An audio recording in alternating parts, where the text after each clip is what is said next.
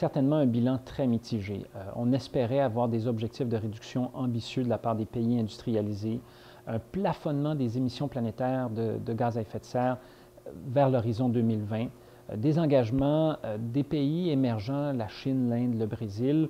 Or, de ces trois éléments-là, on n'en a obtenu qu'un seul. Parce que les seuls qui sont arrivés à la table avec de nouvelles positions de négociation, ce sont les pays émergents. Ils ont des objectifs de réduction sur une base volontaire, c'est vrai, mais des objectifs de réduction plus ambitieux que ceux de l'Alberta, pourtant l'un des États les plus riches au monde. Bilan mitigé aussi parce qu'on s'attendait à beaucoup de Barack Obama et de son administration.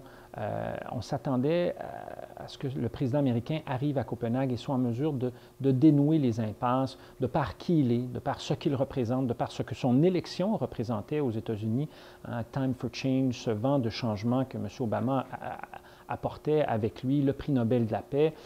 Or, cette ballonne-là, elle s'est dégonflée assez rapidement à Copenhague. Dans les points positifs, on voit que les municipalités sont prêtes à passer à l'action de plus en plus. Elles s'organisent tant au niveau québécois, canadien qu'ailleurs dans le monde.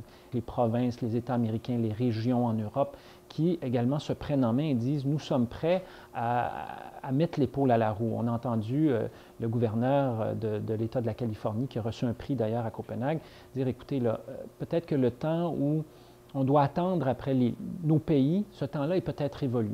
Les négociations internationales ont encore une très, très grande importance, mais on voit que nos leaders nous ont fait faux bond à Copenhague. C'est peut-être pas la dernière fois. Qu'est-ce qu'on fait? Bien, on ne lâche pas. Imaginez un peu, le 24 octobre dernier, il y a eu 4500 activités organisées par une organisation dans 172 pays dans le monde. Les Nations unies en comptent au total à peu près 192. Alors, c'est vraiment une mobilisation planétaire.